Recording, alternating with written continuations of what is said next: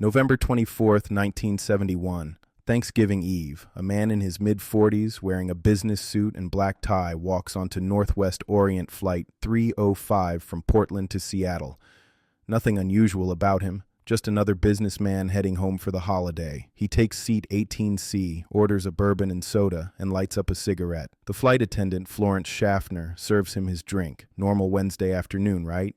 Then he hands her a note. She thinks it's just another passenger trying to hit on her. Happens all the time, so she doesn't even read it, just stuffs it in her pocket. But the guy leans over and says, "Miss, you better look at that note. I have a device." So she reads it. "I have a device in my briefcase. I want you to sit next to me." She looks at him and he's calm as anything. Opens his briefcase just enough for her to see wires and what looks like dynamite. She sits down. This guy, who later gets nicknamed D.B. Cooper, tells her his demands: $200,000 in $20 bills and 4 parachutes.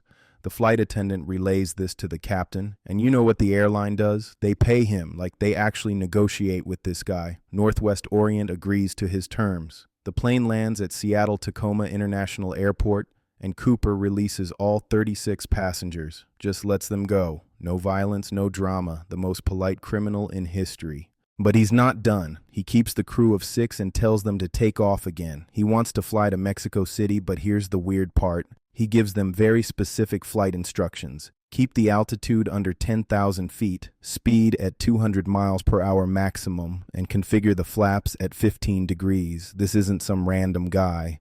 He knows aircraft. They take off into terrible weather. It's raining, wind is howling, temperature is freezing. Somewhere over the dense forests of southwestern Washington, around 8 p.m., Cooper does something absolutely insane.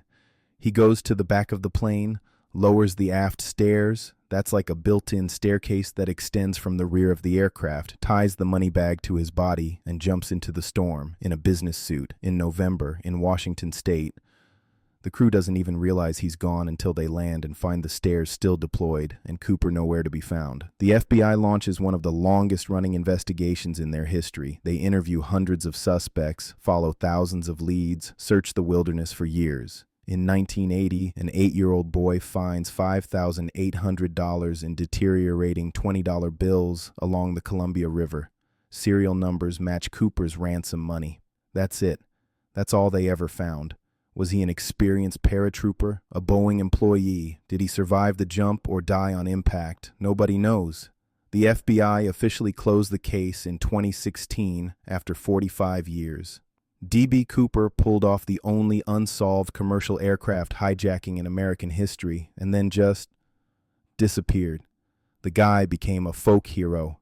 There are books, movies, documentaries, festivals in his honor. He didn't hurt anyone. He was polite to the crew, and he outsmarted the system in the most spectacular way possible. Whether he lived or died, D.B. Cooper became a legend.